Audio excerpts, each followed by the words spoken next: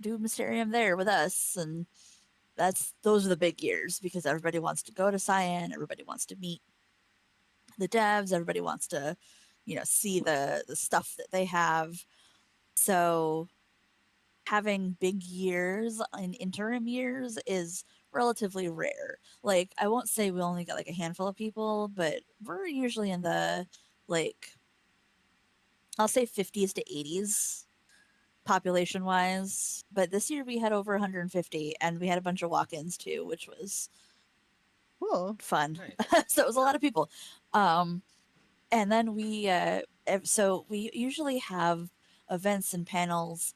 We don't really go out and do stuff. Although last year when we were in Georgia, we did go and spend most of Saturday at the aquarium as like a huge group of like friends just going to the aquarium together. I have the zillion and 5 pictures.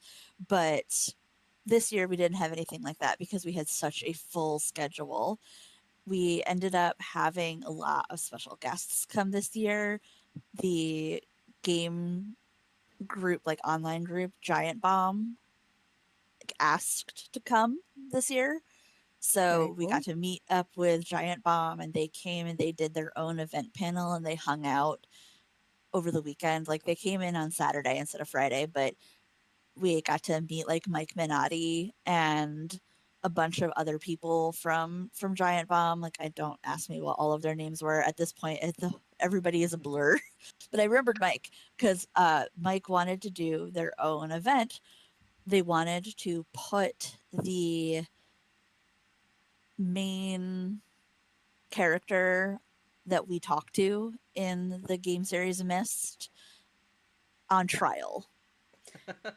I don't want to go like too deep into it because it's like a really long and storied lore history, but it basically the TLDR of Mist is that there is a specific group of people who can write books and those books become worlds that you can then link to. And you, the player character, play the stranger who ends up accidentally finding the Mist linking book and sort of being embroiled into these people's worlds. And one of the main thing that us the fans have said for years now is that this main character who we talk to, his name's Atris, he is a terrible father. We love him dearly, but we have our own like Mist version of Cards Against Humanity, and we hand wrote in on a white card Atris's A plus parenting because it is C minus at best.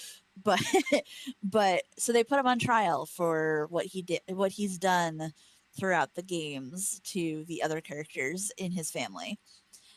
We also had 2 people from Cyan itself come. We had Eric Anderson Oh, and Hema Gamiel come in. They're the creative and executive director of Cyan and Cyan Worlds, the people who created the games. And they came and they did a State of the Union. And as Zach can attest to, about halfway through the State of the Union, I was already messaging because I was like, you need to look at this and you need to look at this and we need to get it out there because they were telling us about how they wanted to go back into the Mist universe because they made the 6 games and the last game came out like 20 some odd years ago.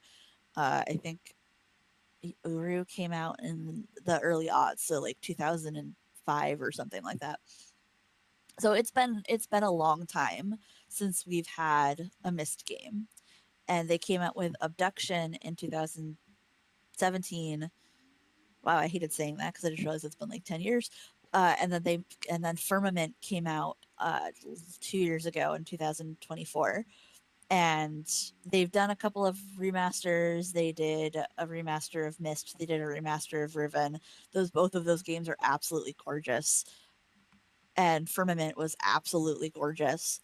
But their real moneymaker has always been Mist. Like, they have book series that were written by the lead of the studio at the time was Rand Miller. They have so much merch. They have so much stuff for Mist Riven and all of the other games. So Mist is really like where their bread and butter comes from. So they were like, we want to go back to the cavern, we want to go back to Mist, and they showed us a bunch of different things that they had been working on. Not all of them had to do with Mist. Cool. So they showed us like game concepts that they had been thinking of and like art that they had already done for these games, and they came up with they came and they showed us a video. It was like 3 minutes long about a project they've been working on that was like a darker, more horror slash thriller in the Mist Mm. universe. Now, Mist has always been a little bit eerie because there's very few people around. There's lots of haunting music. You're utterly alone in this strange place.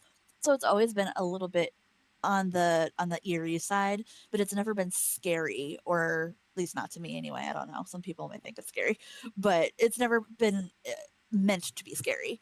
And they showed us this project, which they codenamed Project Anglerfish, where it was scary. Like, I mean, I wasn't scared. I was like slamming my hands on on the floor, going, "I want it yesterday."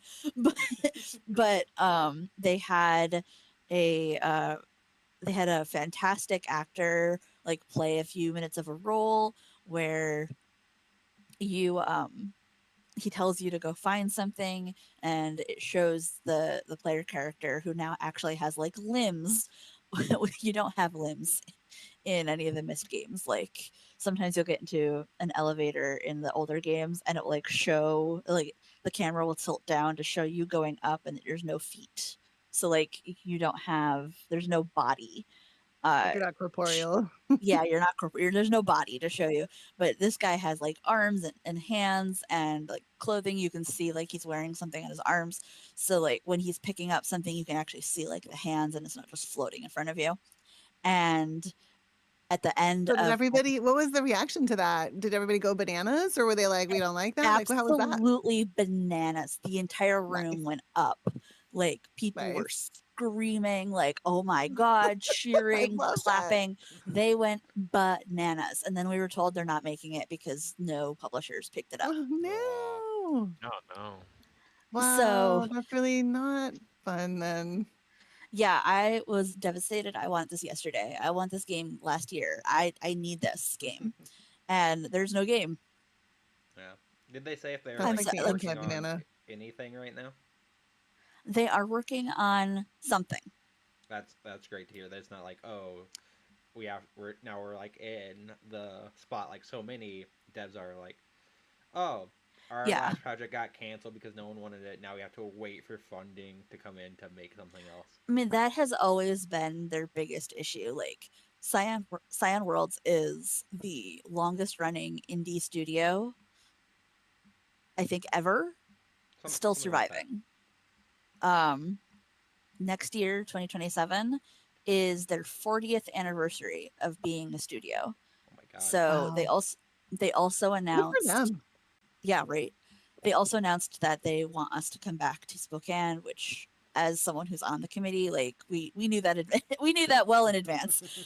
So we'd already voted on it and we'd agreed that what we usually try to do is we try to hop around the country. So like last year it was in Georgia, and the year before that it was in Montreal, and the year before that was in Denver.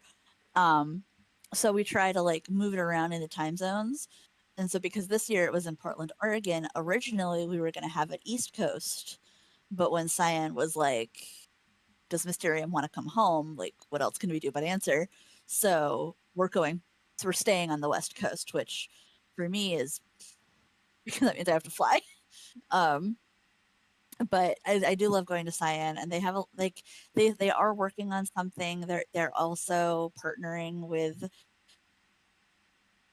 in society, and all of their old props and all of their like all of the Hmm. stuff that has been in their office is being moved to a gallery instead of being in their office because their office was getting kind of cluttered. Oh, Like that's they cool. showed us pictures of people dumpster diving, like Oh pulling gosh. stuff out of like huge vats of stuff. So Yeah, so we ended up seeing a lot of that. We saw a bunch of their old projects, and he said that like Eric was the one that announced all of these things, and Eric said that anything you see here is not actively being worked on, but may be worked on at a later date. So I know that they really wanted to do Project Anglerfish, and I mean, like almost as soon as they dropped the YouTube like trailer, which I already linked in like our Discord so that everyone can go see it because it was really cool. Uh, they they also dropped it on YouTube at basically the same time, and within less than an hour, Kotaku had already picked it up, and Wow. like just over an hour, other places were talking about, this really cool game that Cyan wanted to do, but publishers rejected. So, I mean, personally, I think that they may have done it this way because historically, Cyan has not always been the greatest at advertising. They're a very small studio. They don't have like a huge PR manager. So I'm just like, Cyan, hire me. um, but yeah, so I think that they might have dropped all the stuff at the same time as having this during our relatively large convention, just to get the word out to see if they can get some. Yeah. So that would be really great if I could get Project Anglerfish in my computer immediately. Anyway, so like Project Anglerfish and the State of the Union was like the draw and the highlight of much of the convention, but we also do other like little things like Mist is a point and click puzzle game. So one of the things that the committee does is we make pen and paper puzzles with mazes and math and logic, deduction, et cetera. And the person in charge of that is me. And I am, apparently, according to many of the people at Mysterium, I am the villain of Mysterium. Like, I'm the bad guy. I'm the antagonist. We had a, we had a fun little conference where everybody gets together and discuss like funny related things. And one of the questions was like, of all of the villains in the Mist franchise, who has the best hairdo? And somebody yelled my name. um, because That's uh, I am the villain of Mysterium because my puzzles this year were exceedingly more evil than normal. And nobody. It's very all in good. good fun. Like nobody was actually mad. Like nobody like got upset. If people were so stuck that they couldn't figure it out, I was happy to give them like a little nudge in the correct direction. And yeah, it was just a really really fun year. We had like a 5 bajillion prizes to give out at the end because we, That was you know, nice. the winners of the puzzles. We had a cosplay contest. We had and the one of the things that we've done, I think since I started going in 2008, is this fun little game group project where we supply them with basically junk and art supplies and give them a brief like build Atris something useful for one of his ages. And usually we call it what would Atris build? But this year, because we were doing like a specific theme, we called it what would Akinar build? And Akinar is one of Atris's sons and one of the primary antagonists in Mist. He has a redemption arc in the fourth game, so he's taken off of the antagonist list for that. But the other brother, whose name is Cirrus, which I did not realize for many years was not serious, like as in Sirius Black. um, I was mispronouncing it for many, many, many years until like I was like 17 or something. So it was like 5 or 6 years of completely getting it wrong. But That happens. yeah, like anytime I mispronounce something, it's because I learned it by reading it instead of like by hearing it. Um, but yeah, so we did what would Akinar build. That was loud. We did what would Ackner build and had We had them built. We gave them a bunch of junk. I went out on Thursday to like a thrift store and I just bought a whole bunch of stuff. And we basically dumped it and a bunch of art supplies on one of the tables. And this year we did it a little differently. Usually we're just like grab a table, make something. This year I had everybody sign up, so I had all their names and I picked out groups. And I picked out a specific group for a reason. Ever since I think I was 17 or 18, I was looking something up about the fourth game, and I found a website of a guy who looked eerily similar to the guy who voiced and was cast as the brother Cirrus. And I emailed him and asked him if he was the guy who voiced and played Cirrus. And he responded with, "Oh my God, you're the only person who's ever really made that connection." He's actually like a psychologist in Toronto. He's like he just does voice acting and video game acting like on the side for funsies. And Nice. so I was like 17 or 18 at the time, and every year or so, like we'll email on and off. And one of the reasons like why we became friends is because I asked him like, you know, what the experience had been like, and he said that he loved doing it, but that the publisher who'd picked up Mist 4 was Ubisoft, and Ubisoft is I don't know, a goblin about everything that they do, and would not release the voice files back to him for his portfolio. Oh wow. So I popped the game into my CD drive, so you can tell how long ago that was, and I broke open my disc and I ripped out all of the audio files, relabeled them, cleaned them up, and then sent them to him in a zip file so that he could have them for his Oh wow. Huh. portfolio. So that's how we became like friends. So then one year we got the guy who played Akinar to come in and like talk to everybody. So one of the other committee members became friends with Guy, and I became friends with Brian. So this year, we emailed our respective brothers and said, "Hey, if I gave you a little script, would you record these as these guys you played 20 years ago?" And they both said yes. Oh, that's so nice. That's great. So when we had everybody settled, I said, I explained what Akinar build was about, and I said, and now we have a word from our sponsor. And they played the first Akinar voice line, and the whole room went dead silent. Like you could hear a pin drop. And then as soon as the Oh. line was over, everybody's like leaning around, like, "Oh my God, was that him? Was that the actual guy? Was that really the guy?"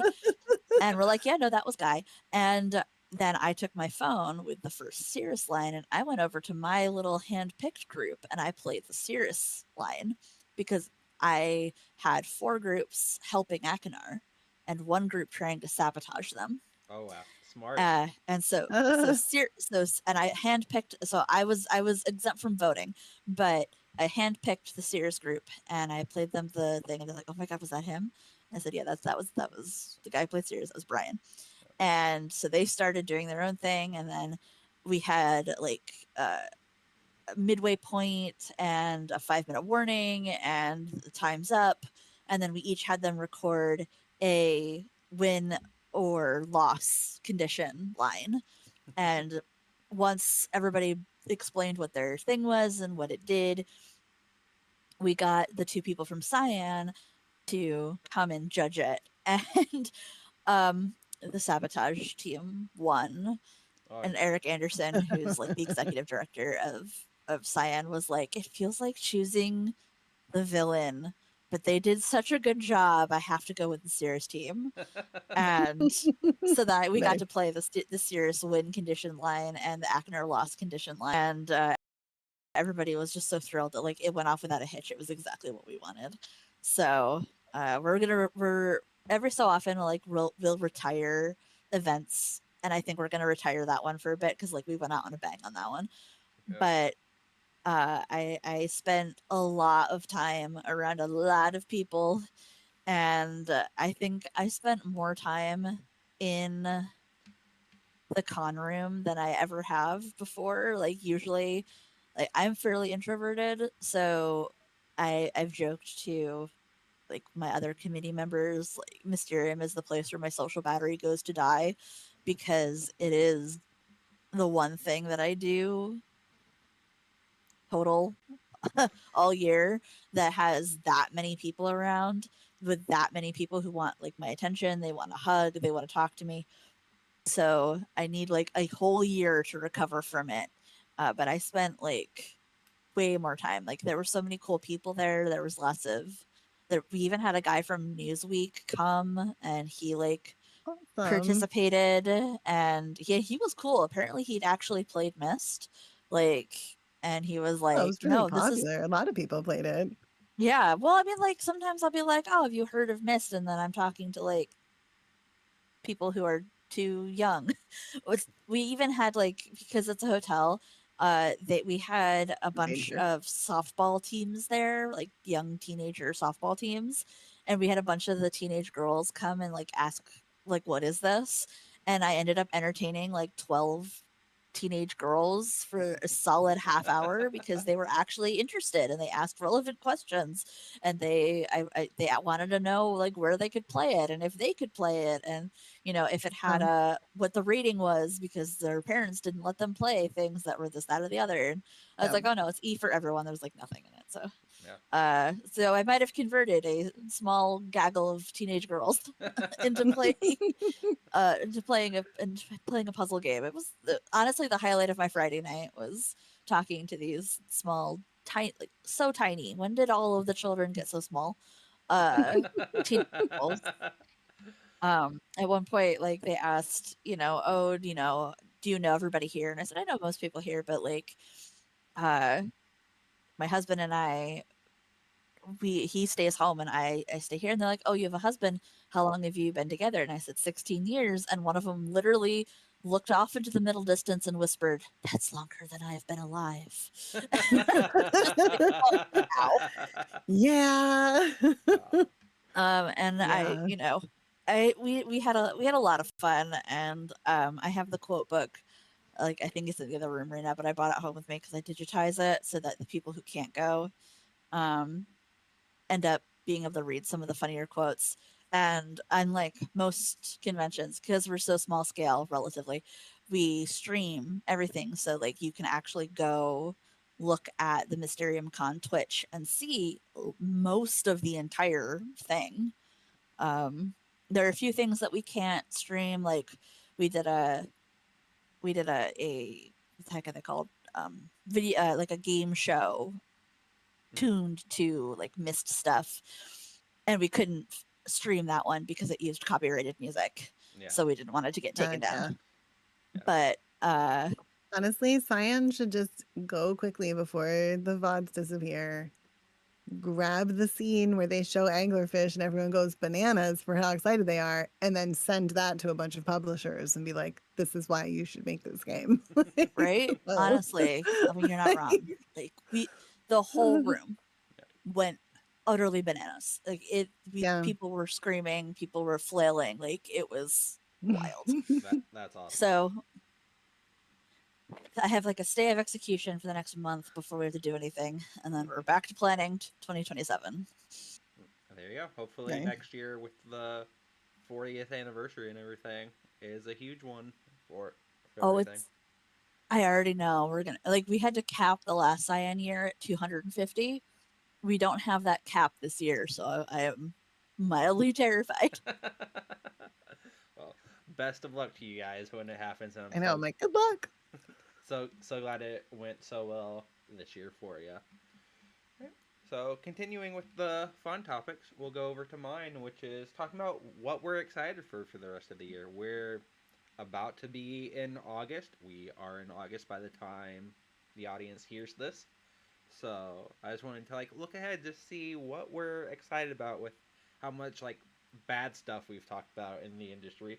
Their games are still great, and we're about to hit the fall season where so many games are coming out that it's like a nonstop deluge of games.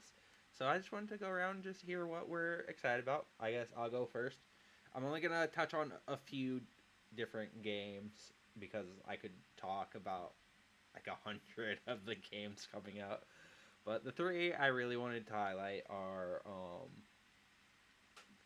first is Phantom Blade Zero. I've been excited for it ever since we saw the first trailer at a State of Play in like 2023. I've met the dev team at Summer Games Fest multiple times just to see their passion in what they've been making, and it's still my favorite story I've ever heard. Talking to a developer when 2024 during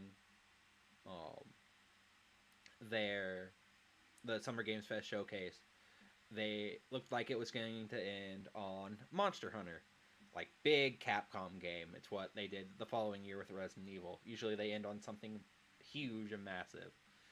And that year the showcase ended with Phantom Blade Zero being the last game shown. And I asked them about that when we got to play it over that, and they were like, "We thought we were cut from the show.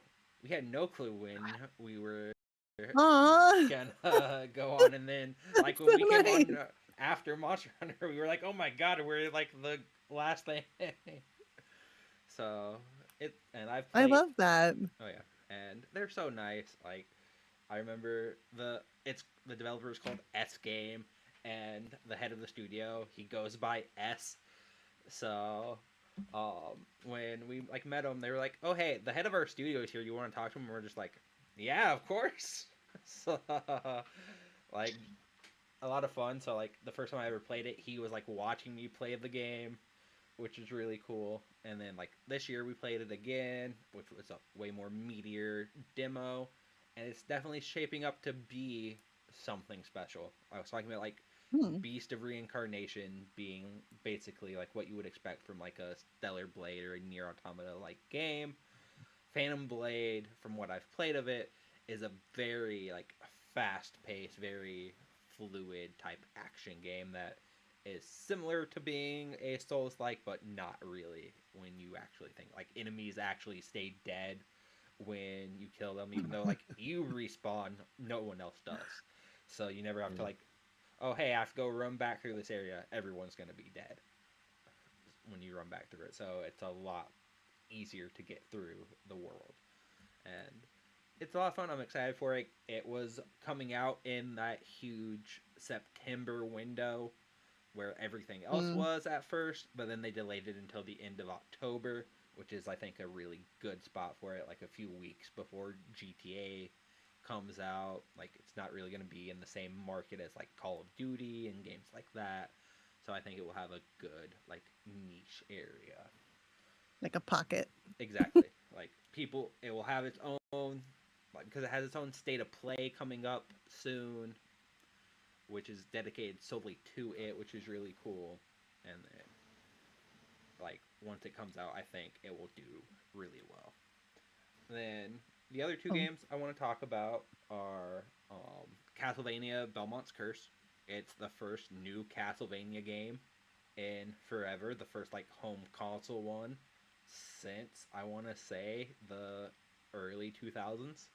Because a lot of them, like, came out on, like, DS and Game Boy Advance after that. Like, they weren't really doing big Castlevania games anymore because it was like Konami in like the mid to late 2000s and early 2010s was the kind of company that people didn't like. They were like, "Oh, we don't really care about these IP and everything." But like, it's made by the people who did Dead Cells. They did that like Dead Cells Castlevania crossover, which people really liked. So this is hopefully going to be just as good. It looks gorgeous. Like, the art style looks amazing, and I'm just excited for it. I love Metroidvanias, and I'm excited to play like a new Castlevania for the first time since I was a kid. So it's gonna be great. And then the last one doesn't have a release date yet. Maybe won't even come out in 2026. It's The Order of the Sinking Stars, which is a puzzle game made by Jonathan Blow, who did Braid and The Witness. And I love puzzle games. It's what I like grew up on with like Flash puzzle games or Tetris on my phone, and I'm super pumped for this. It has like 1,000+ puzzles in it, all sorts of creative things, like with how creative Braid was with its puzzle design, with how insane The Witness was with its puzzle design, and like talking to the developers at Summer Games Fest this year while playing, I'm like, yeah, I had to like have these pieces of paper so I could like write down notes and draw patterns and be like, okay, this puzzle, where is the shade of the tree hitting the puzzle to make sure you know where to go? I'm like, okay, write this down, write this down. This shadow's here, this shadow's here, can't go that way. So Crazy. I'm very excited. I love puzzle games, and obtuse puzzle games are a lot of fun. So I'll be addicted to this whenever it actually does come out. Awesome. You and I are going to be exchanging notes. That's fine by me. That I don't think I'd be able to do it without someone's help. So, like the Witness. I have an entire OneNote for blueprints with all of the answers that I came up with as I was playing along. So I'm probably going to do the same thing for that. Oh God, the blueprints, the notes I had to take for them. It's like, okay, I have to remember so much math to be able to solve this dartboard puzzle after a while. I'm so bad at math. I was like literally taking pictures of it and sending it to my husband, being like, "Help!" It's like, how do I cube something again? Oh, okay, this is how I do that. Okay. Yeah, as soon as we got to the cubes, I was like, "And I'm out." Oh boy, that's funny. All right, so that's what I'm excited for. Nine, what are you excited for this coming the rest of the year? I feel like I should go last just so I can transition into my whole spiel. So that's completely fine. Andrew, let's go Yeah. to you then. If you're a fellow puzzle aficionado. I mean, obviously, like since you already mentioned it, then I'm not going to mention it. But Project Anglerfish. No, I'm kidding. So, let's see. What am I? I'm really looking forward to the 1.0 drop for Enshrouded, and also the 1.0 drop for Valheim. Yes. Totally different genre of games there, but still. I'm also really looking forward to The Witcher 4, the series story one. I know that's not coming out this year, but If only. I still, if only, I wish. But I'm still looking forward to it. I'm also looking forward to Blood of the Dawnwalker. I don't know. I've been playing a lot of Polish games recently. Yeah. Like the Polish game industry is like really having a big boom right now.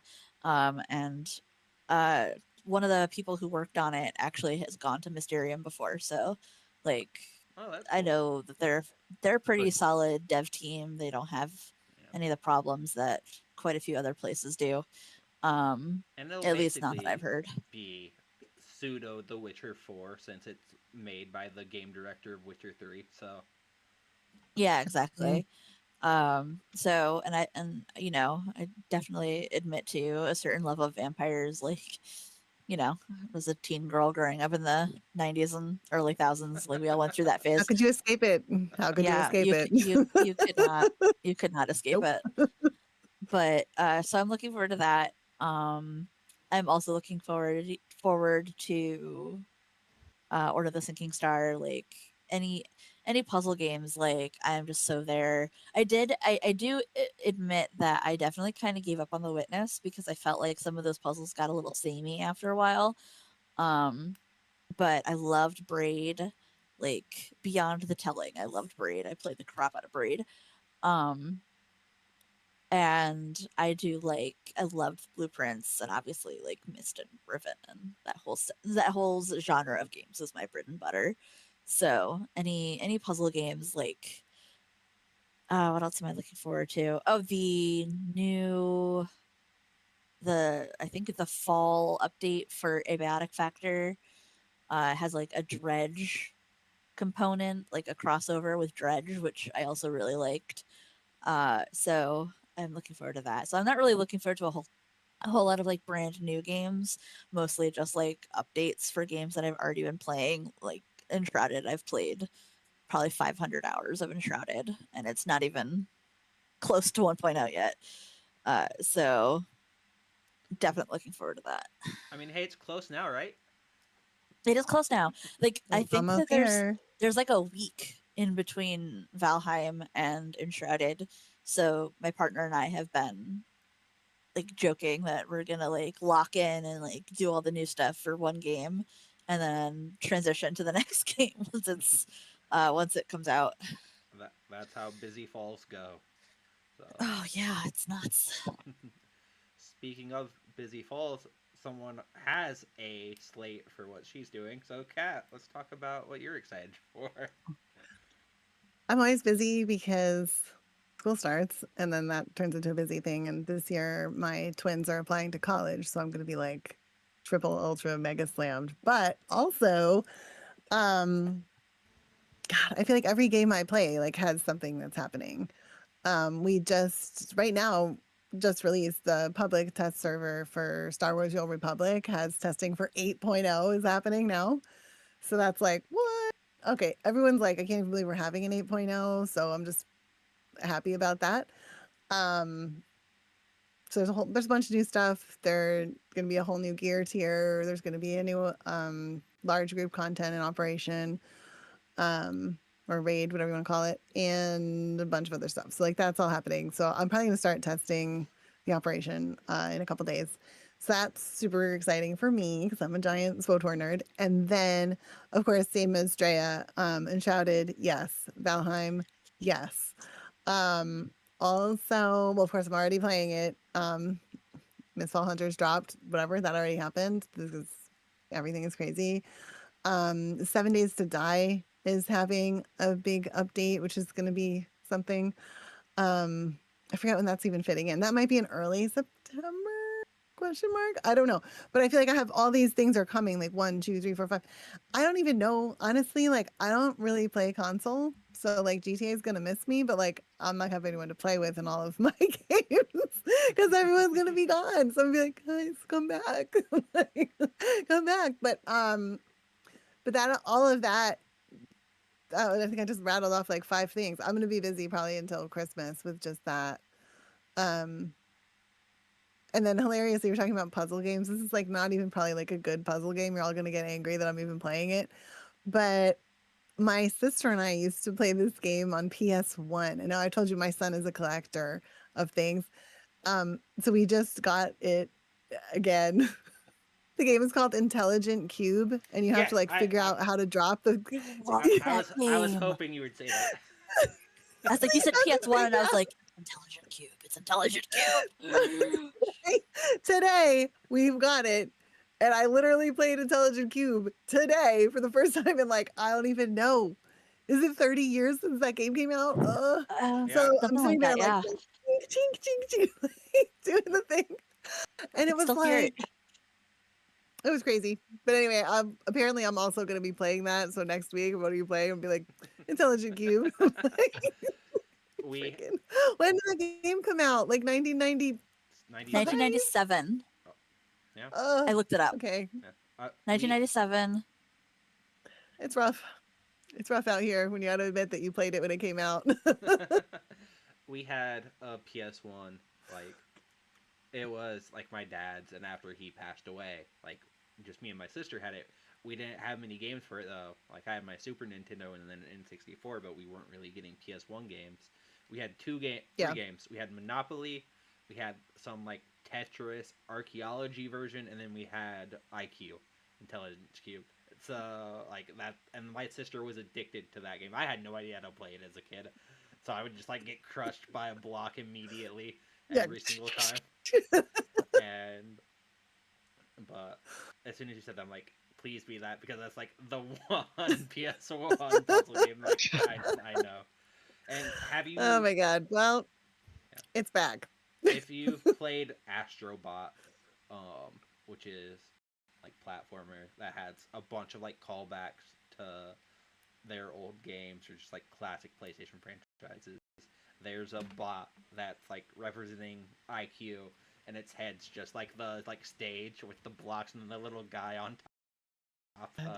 That's so funny. But that's awesome. Can't wait to hear you hopefully beat it by next. Oh god. All right. And then that takes us to Nyan. Nyan, you wanted to go last, so go ahead. Yeah. So I'm excited for a lot of games. Obviously, September is super stacked. Um, but like Drea mentioned, I'm also super excited for The Blood of Dawn Walker. I was a huge Witcher 3 fan. I put a lot of hours into that game, the DLCs, tried to max out everything. And it's from what I'm hearing, it is kind of like a Witcher 4 light. It's like music to my ears because I'm also waiting for the next Witcher game. But I really like all the promotional material they've released. I like the system where it's like you're on a time crunch kind of, and you have to like make choices of what quests you want to do to progress the story. Love everything I've seen of that game. I'm also excited for Onimusha. Played the demo, loved it. It was a little easy, which is what everyone else kind of was in agreement with. But I'm honestly not against that. I'd way rather an easier game rather than like a Souls-like because I'm not good at Souls-like games, unfortunately. Um, and then of course like Silent Hill Townfall. I love the Silent Hill games. I love what they've been doing with all the recent games. I love Silent Hill 2 Remake, Silent Hill F. So I'm really excited to see how Townfall kind of switches up the formula, especially with a black protagonist, which I'm always going to root for. Control Resonant 2, which I don't think I'm going to have the time to play, unfortunately, because there's just so many other things coming out in that month, but I'll probably pick it up I later will on. make time for that game. Yeah, I haven't played a ton of Remedy games, but I hope that this is kind of my jumping off point to where I start like diving in. Oh God, Remedy games. you are got to play something- them in order. You got to play them in Yeah. order. Yeah. I played a little bit of the first Control and then a little bit of Alan Wake 2, and I don't know what it was about it. I needed more time to really commit to it because both times I didn't have like the space to commit to it, but now I feel like I could. So I mean, honestly, like I don't know if it's still even available because I know it got taken down for a while, but you really got to start with Alan Wake 1. Like, yeah. I still haven't. There's so much lore. Yeah. There's so much lore. Like, When I was playing Yeah. Alan Wake 2, I was just like, I have no idea what's going on with a lot of this, but it's still Exactly. so much fun. I'm like, don't have a heart attack, but sometimes you can find videos that will just string all the lore together so you can like know where you're at without actually doing the whole game if you don't have time to do the whole game, or you could even like listen to it on a commute or whatever kind of thing. It's like, there's a not as the YouTuber, same, Lady but, of like- Lore, that I listen to that does that.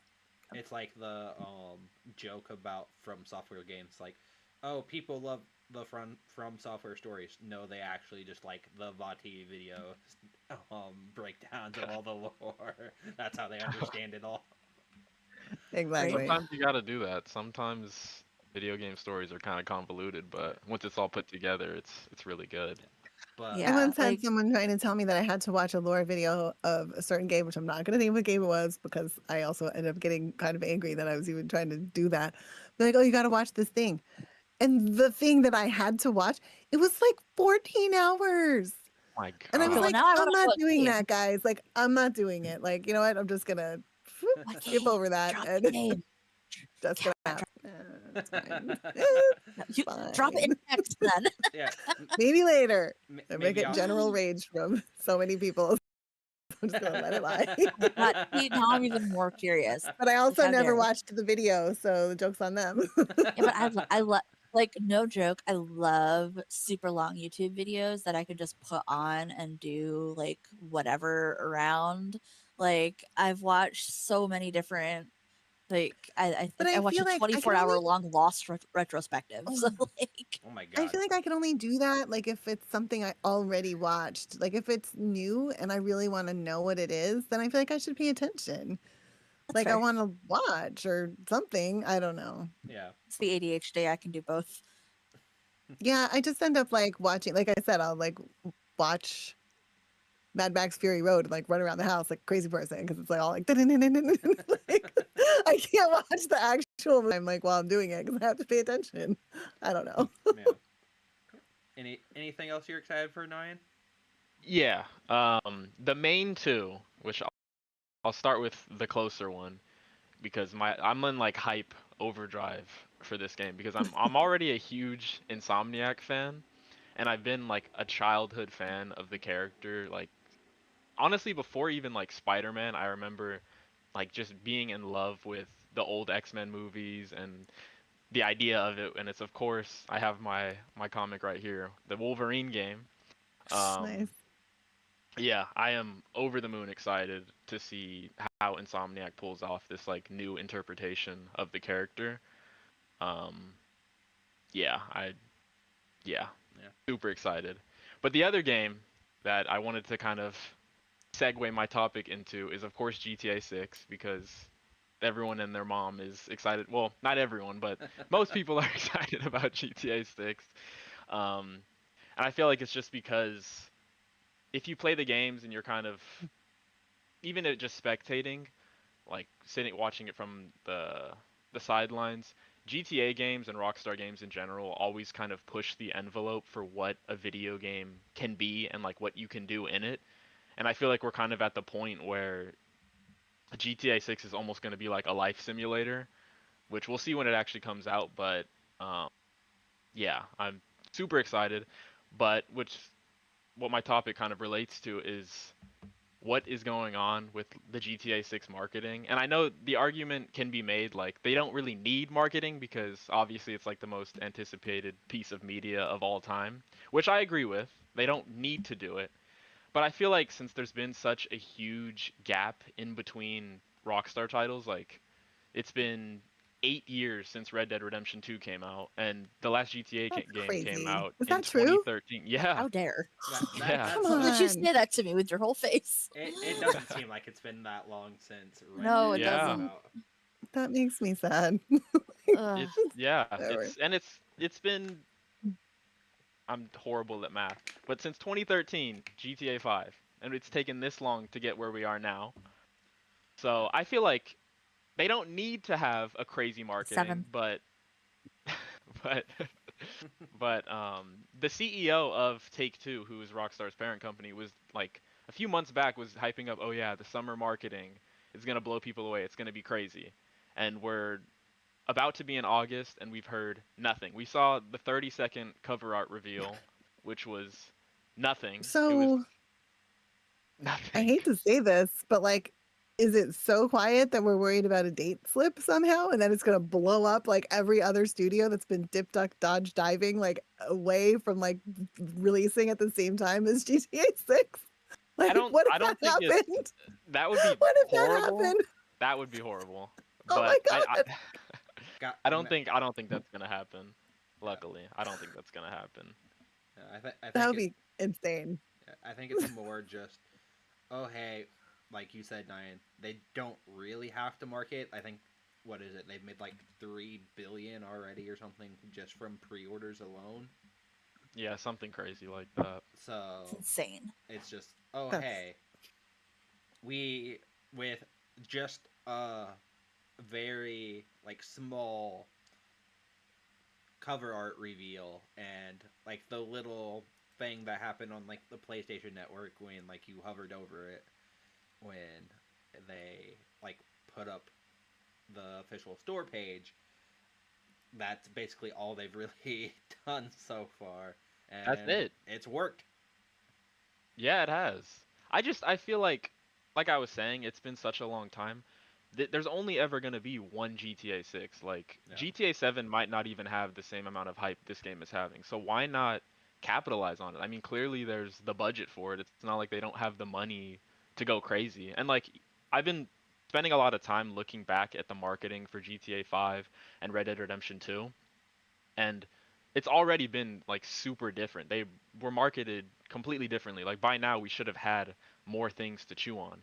The last trailer for GTA 6 came out over a year ago. That was the last like That's look we crazy really to had think about. at the game. Yeah, it was last May. And the game's Whoa. coming out in just a few months. Um Yeah. yeah, and like for example, for GTA 5 and GTA 4, their cover art reveals, they had like huge murals. Like the reveals were these physical events that you can drive by in person and see. And kind of following Crazy. this whole trend of like all digital, like the game disc isn't even a disc, it's a code. Of course, the reveal for GTA 6's cover art was a 30-second video. There was no in-person cool like huge murals like, oh, this is really cool. It's just I a mean, video on Twitter. Yeah. I'd be surprised if they like when it's actually getting a little closer. Like, don't you think there's gonna be like billboards in Times Oh Square and yeah, stuff? Oh, for I sure. mean, probably, it's coming. probably, yeah. So I wouldn't yeah, doubt that. Yeah. But like we just had the World Cup, which was like the most watched thing on TV ever, as it always is. Why wasn't like the finals flooded with like GTA 6 marketing for like the entire world to actually Yeah, see? well, like that would have been so cool. I feel like I'm just gonna pull it back to like annoying actual stuff. Like, it's because companies are scrubs and they're only gonna spend what they have to. They don't have to spend that money. Why are you gonna put it on the most expensive airtime going? Like, you're not gonna do that. You're gonna throw out a video that literally millions and millions of people are gonna watch, and then they're gonna buy the thing anyway for billions of dollars. Like, they're just gonna like rake up the money and like swim around in it like Scrooge McDuck. They're not gonna spend it on like stuff that we are looking for. Like, I mean, I think what you're saying is you'd like a little more fan service to like hype it up, Yeah, right? basically. Yeah, and I kind of agree with you. They should be doing that because guess what? That's why they're gonna be swimming in the vat of money like Scrooge McDuck. Like, they should give a little something for the fans, right? But I just feel like that's a spreadsheet. That's why it's quiet. Yeah. And it sucks, but like Yeah. You, I've you, also yeah. just seen. Or what were you gonna say, Zach? Go ahead. you say that now like they don't have to, but I feel like once football season starts in like a month, every Sunday you're gonna see like GTA ads during every single game, like every Sunday night. I mean, that would be unsurprising. But I also think, well, actually, I don't know. I mean, like, how expensive do you think like regular Sunday football versus World Cup ads? About the same, or World Cup is more and football is a little less, like for just a regular football game. Not talking about the Super Bowl, nothing Oh, special, just like a for sure, Joe World Cup was definitely gonna be more expensive than more. like a So random Sunday yeah. because like you're marketing. But they may everywhere. also, I don't know, maybe they don't think that like people who watch the World Cup are going to play GTA, which I think they're wrong. But I don't know. And to be fair, I don't know. I only watched the World Cup streaming and didn't see any commercials anyway, so I don't know how much like that had Yeah. an impact with like what when it's on TV. I don't know how many commercial breaks are actually in soccer games. So I'm a scrub. I only watched clips from wherever things got clipped, and then also just generally cursed it because it was ruining my traffic for like the whole time. I was like, like trying to like get my kids to camp and back, and like I got like 500 things on the highway, like World Cup game today. I'm like, no, like not again. Like, why? Like, can't it just be over? Like, anyway, sorry, World Cup fans. I was angry. I didn't even watch clips. I watched nothing. I know nothing. I don't even know who won. I wasn't really keeping up with it either, to be honest. I I paid stopped being attention to- interested after the Viking guy got eliminated. I was done with it after that. I was like, I no don't more even know who that Vikings. is. I'm out. I mean, that's a mood. Fair. But Nine, you were about to say something. I was just gonna say I've noticed, especially like on Twitter, which who knows if this obviously doesn't represent the majority of people by any means, but I've noticed more and more people becoming like frustrated because it's just week after week. You think, okay, maybe they'll release something else for this game, but no. So it's like they did make a ton of money with pre-orders already, but they probably would have made more if they just released something to hype people up even more. Because I know a lot of people I know are like kind of hesitant to pre-order the game, or and I'm like, I don't know, we haven't seen anything. This is like this whole anti-digital or completely digital release. I feel like they could have just gained even more pre-order sales and better fan like sentiment if they did, but I don't know. They still have time, honestly. They do, but But if you're saying that they did hype up they were going to do a bunch of stuff in the summer and then you really haven't seen anything, then that's like Yeah. something else. Like that's yeah. But have you ever noticed that like they always I feel like a lot of the time time. Sorry, executives. They announced that they're going to do a thing, which they didn't have to announce that they were going to do. And they also didn't have to do the thing that they're announcing. But then they don't do it and they just shoot themselves in the foot like so Yeah. hard because now people are mad about a thing that they would never ever have been mad about if you hadn't said the thing in the first place. But it's like, why don't you stop yourself from saying Exactly. stupid stuff if you're not going to do it? Like, Exactly. Yeah. So I was I like, don't oh yeah. know why they do that. It's always like, oh yeah, Ugh. we'll start marketing in fall or we'll do this in summer, and then it's like the Mhm. last week of that season is when they start actually doing stuff. Yep. It's annoying. What? Summer ends usually end of September, so But yeah, it's like around September. Yeah. September 20th.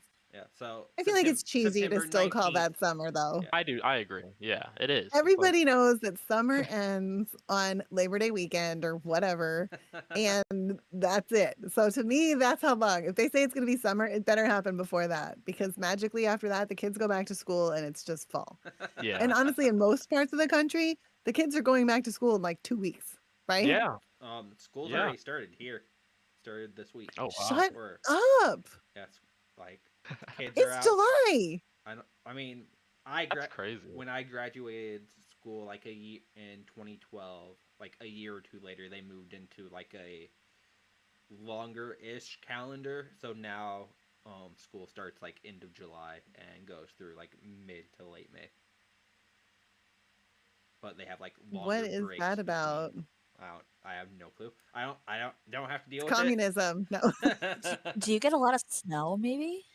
Yes, I mean it depends on the year, but They used to do it based on like planting season or whatever, which is, agricultural places still say that that's their thing. That's why you get out real early in the spring because like you're supposed to be planting or whatever. yeah, But we're the fields kids.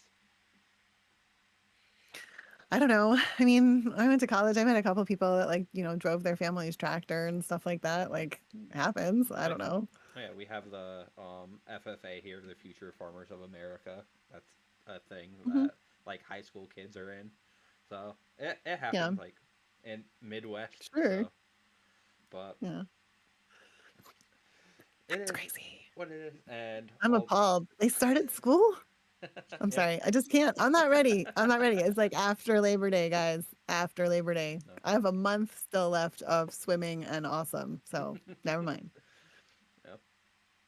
But with GTA, it's interesting. Because I was talking to Ray about this because he was like seeing like talking to some of the people we know at Rockstar about the game and like what if they had like plans ramping up, and like they're not gonna say anything yet.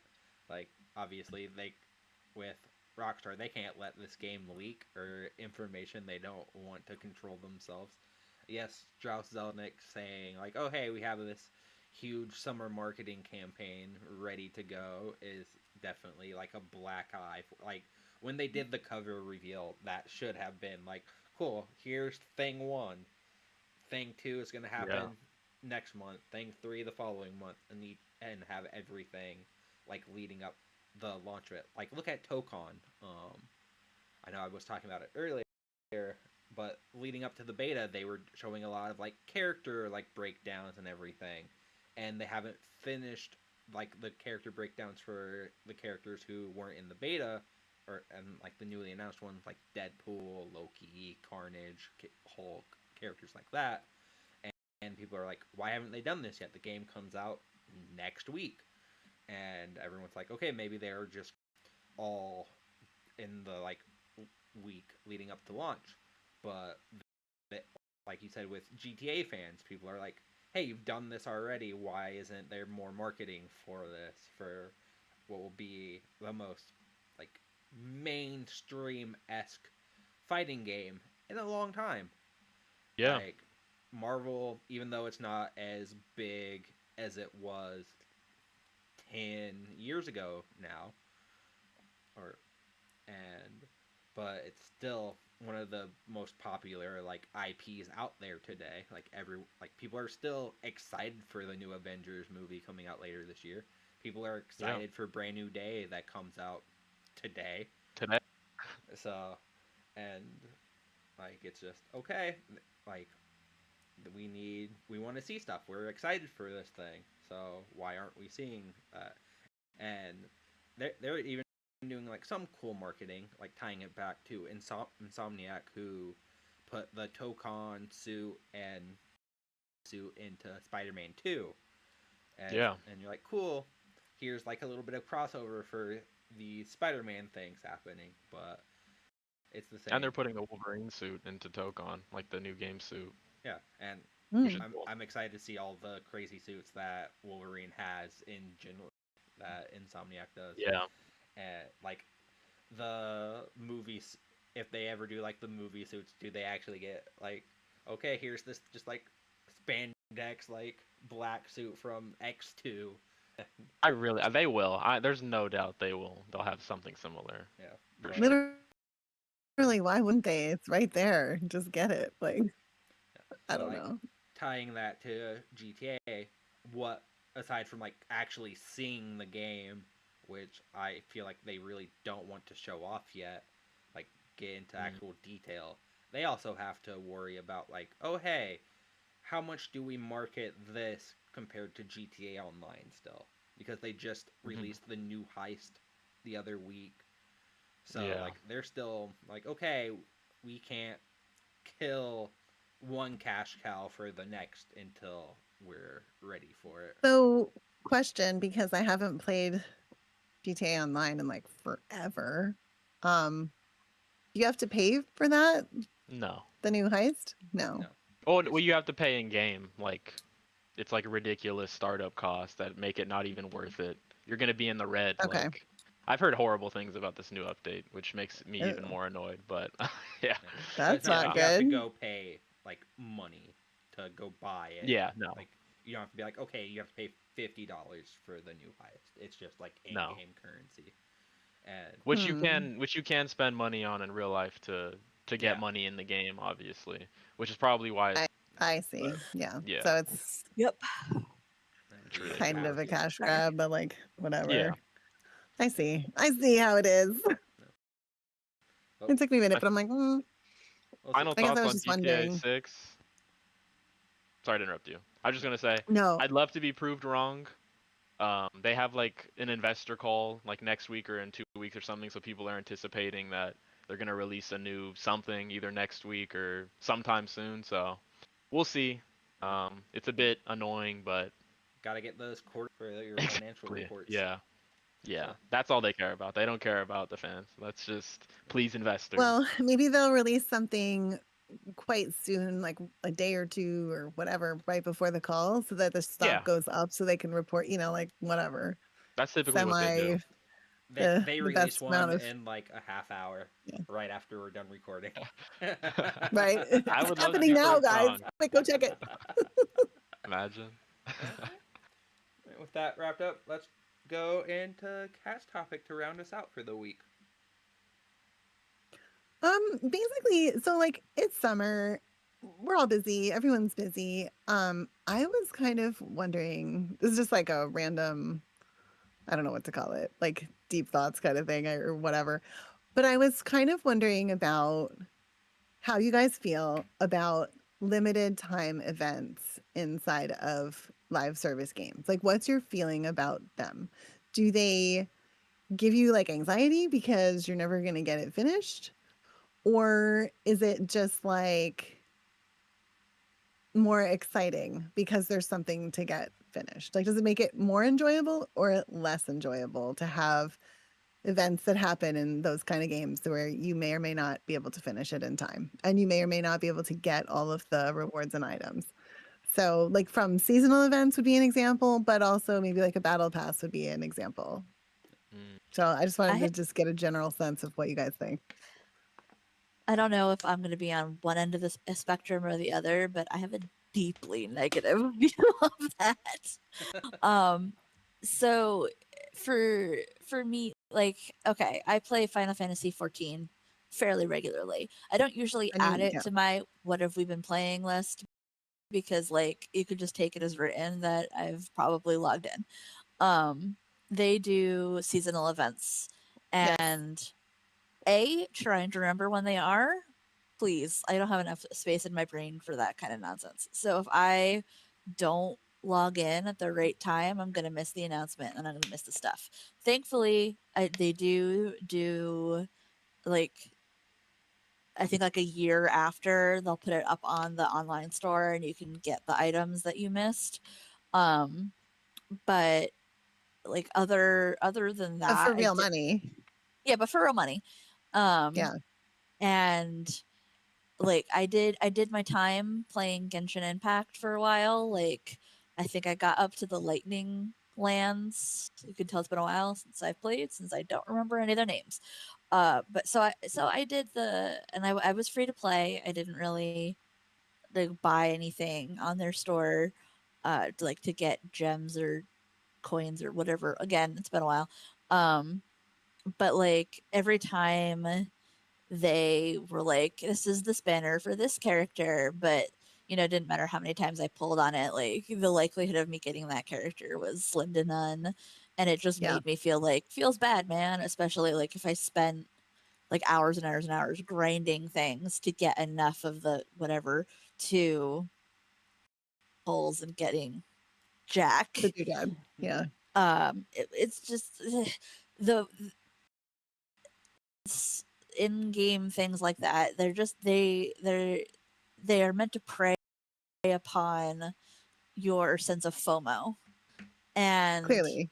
I have a deeply negative view of things that prey upon the FOMO sense, because like that's how gambling works. Like this is just Well, that's a another particularly bad one because you're also relying on RNG. So you yeah like have to RNG. do the work to get the thing, and then RNG is going to come in and potentially just punch you in the face. No, nobody So likes that's like a RNG. double like, yeah. Sorry, go Yeah, ahead. I don't. No, it's fine.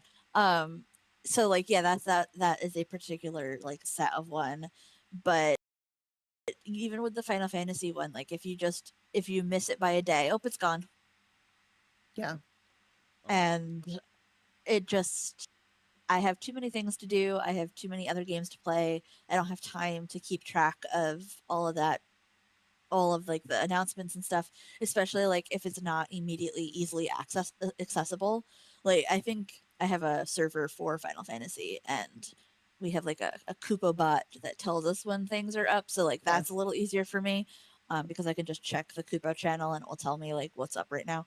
Um, but yeah, I just in general, the anything that preys upon your sense of FOMO, I'm usually like I'm out, because I don't have the like personality to be able to sort of look at something like that, like, oh, I don't want it, or it's fine, I don't need to do this. Like I tend to get very into, especially like with the Genshin Impact thing, or like, oh, I really want this, I really want that, I want this cool outfit, I want this email, I want the thing, I want all of the stuff, give me the stuff. And then I'll get like too into it. So at this point in my old age of almost 40, I definitely can not just, I'm like, no, I won't do it. It's just too much stress on an already riddled with anxiety mind. So I have a fairly negative opinion of live service games in general, but yeah. right. Definite thumbs down from Drea. yes, thumbs down. Yeah. Like with me, it all depends. Like I'm fine with battle passes. I much prefer that form of monetization compared to like the old days of like online passes and map packs and all this that you had to like buy and everything for like your progression. But there are different types of limited things that I do not like. Like I've talked about it before. I play Yu-Gi-Oh! Master Duel basically every day, and they do limited time things a lot. Like for their anniversaries, there's always like these limited bundles that have like specific like card arts and things like that. And like if you remember Yu-Gi-Oh from like the early 2000s when it was like its most popular, like the art for like the Blue Eyes White Dragon and Dark Magicians from the show, those were um, given out as part or on sale on the shop as part of bundles during their former anniversaries, and then they were just gone after that. and they Yeah. only bring them back maybe for the following anniversary. So it's like, oh hey, you didn't get it or you didn't play at that time. Sorry about your luck. But what really bothers me about their timed events is they do timed events like every month. There's like some special event going on where you can earn in-game currency. Usually lasts That's a lot. about a week or so, and then it's over. Usually you're only missing out on the in-game currency you can get. Usually they give you about 3,000 in currency every time there's an event. But every like quarter they do something called the Duelist Cup, which is basically like a regionals tournament level event where like your goal is to win as much as possible, like earn your points, because if you do well enough in the Duelist Cups, you qualify for Worlds. And then they also have like a World Right. Champions qualifier. But how they do it is these events have like stages. So like the first stage is like a week long. You have this week to get up to level 20. And then once you're in level 20, you can compete at stage 2. However, stage 2 is only the last 3 days of the event. And it means like, oh hey, you have 3 days to play as much as you can. And if Right. you have a job or something Right. else that's You're going like, to keep you from playing, actually, you don't Yeah. have that full 72 hours that someone who like streams all the time and plays or just Yeah. has no other things to do.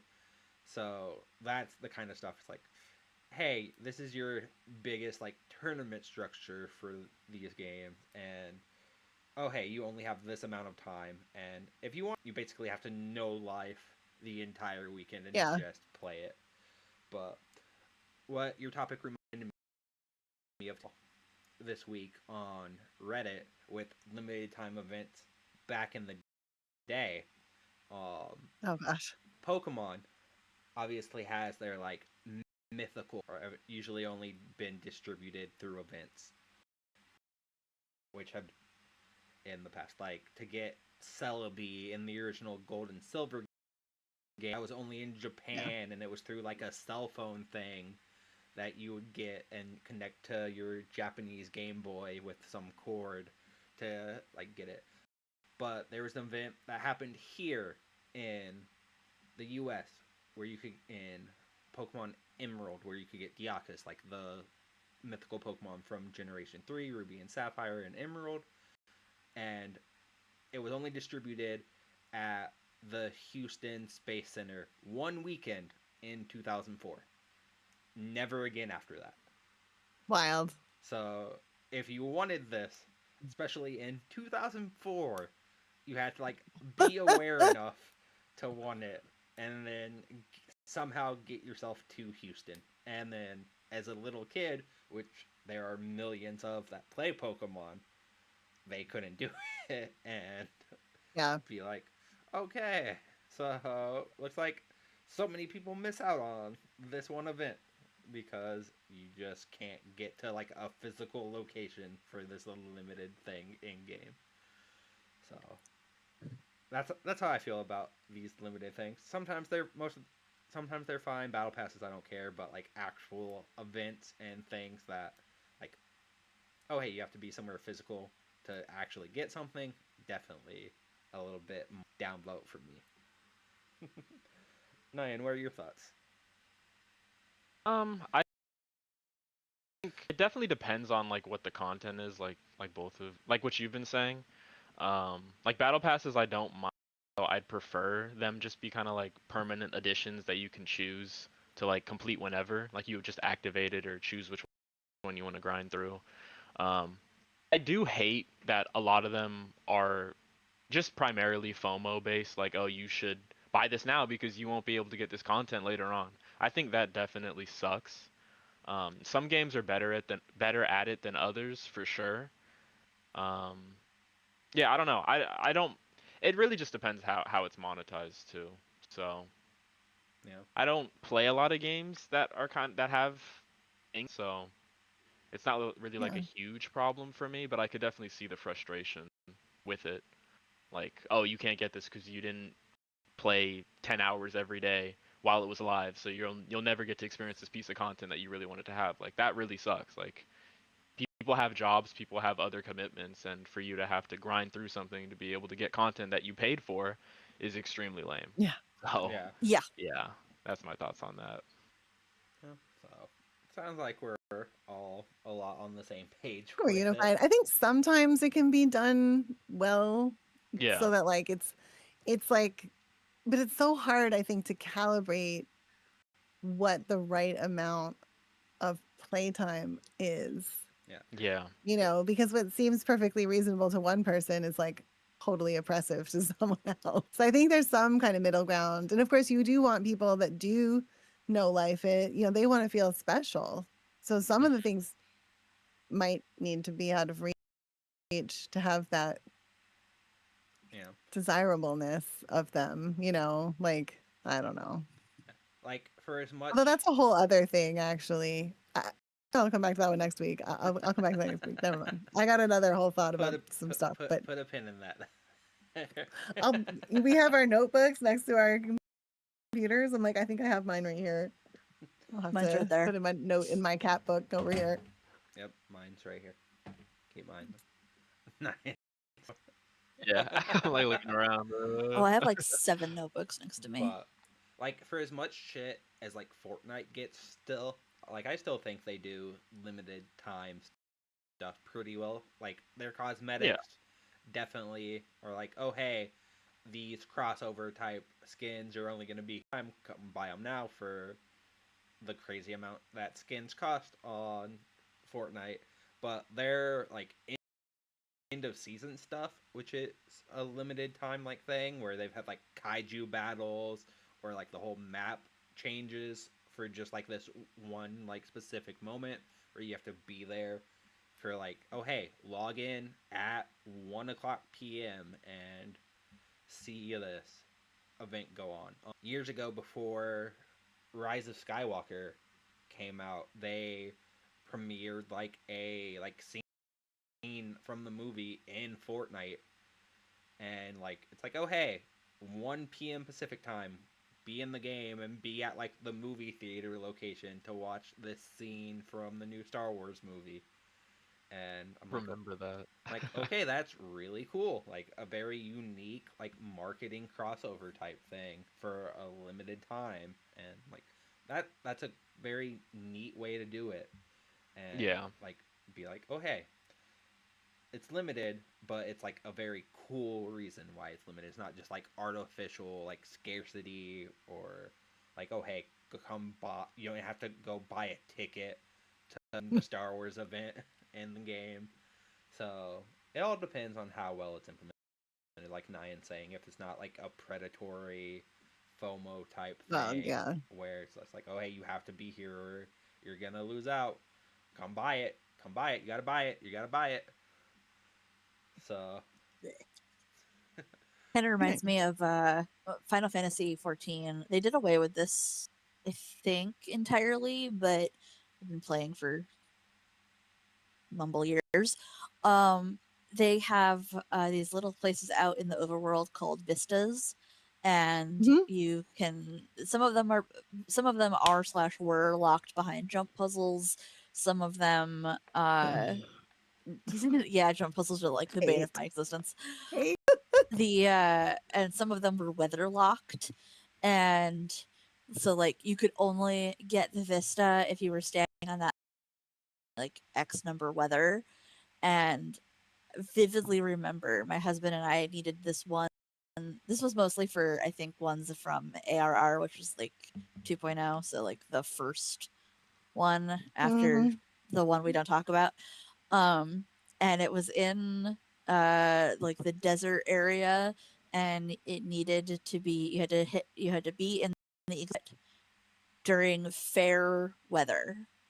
I had like 5 weather trackers open on my other screen tracking the times in real life versus the time in the game, because it was also time locked, so you could only get it for like an hour oh god. during for an hour in-game hour, not real life hour. In-game hour is like 6 minutes. And you could only get it if you were in block during fair weather or it was gone. Elder Scrolls And Online used to have only certain times of day where you could get bitten to become a vampire werewolf. Like it was like you had to be like in the exact right spot when like the moon was right and blah blah blah, this and that and the other thing. yeah, And then whew, yeah. It's not as special anymore though. I actually kind of like think that they messed up by taking that out. that's Said fair. you could bite someone for a while. I've bit like probably, I don't know, several hundred people in Elder Scrolls Online. And for this one specific lookout was our last one for the whole area. The one time that it would be the correct time with the correct weather was the time that both my partner and I were at work. Wow. So I gave my password and login info to my sister, and she logged in at the correct time in real life and got it for me. And my partner told our upstairs neighbor to come down because he has a key to our house, Oh my and he God. left the game running with him standing in the spot. So he came in and typed /lookout and then went back upstairs Oh my because we God. were both at work. And that was the only way. Weeks had passed Oh my God. That waiting would drive me for the bananas. weather to align with this one time. Yeah. Ah, Never again. that sounds painful. Like Yeah. like I said, I would lose my life to MMOs if I played them. So I'm like, this just gives me another reason why stay away. Like Right? I mean, I don't think you Um, have to do that anymore. I think they changed the old Achievement AR hunting ones. is definitely, it's like its own thing. yeah. Like you don't have to do all those things, but once you play the game long enough and you're like, well, I'm going to start 100%ing these things, that's when you start losing your mind. Yeah. Just letting you know, I may or may not have done that a bunch of times. I'll sometimes do it if I naturally complete the game and then I look at the achievements and see that I'm only missing like, I don't know, anywhere between 1 to 4. And if they appear easy to get, I'll go back and I'll get them. But sometimes it's But like, you know how it oh, is with play MMOs. the game There's no on nightmare completing the mode. game. Nope, I'm It's good. never over. Yeah. It never ends. I mean, hey, as soon as I beat Beast of Reincarnation, it was like, hey, you want to jump into New Game Plus now? I'm like, I would love to, but I can't. I have to go play something else. Sorry about that. Like, oh, some stuff changes as you keep beating it. Nope, sorry, can't. Too busy. So Yeah. Aw, this, as we were talking I about, feel like that's sad in a way. yeah, as we're talking about with like limited time events, sometimes you're just like, yeah, too busy to do it. I'm gonna miss out on this like cool content because Yeah. like I just don't have time.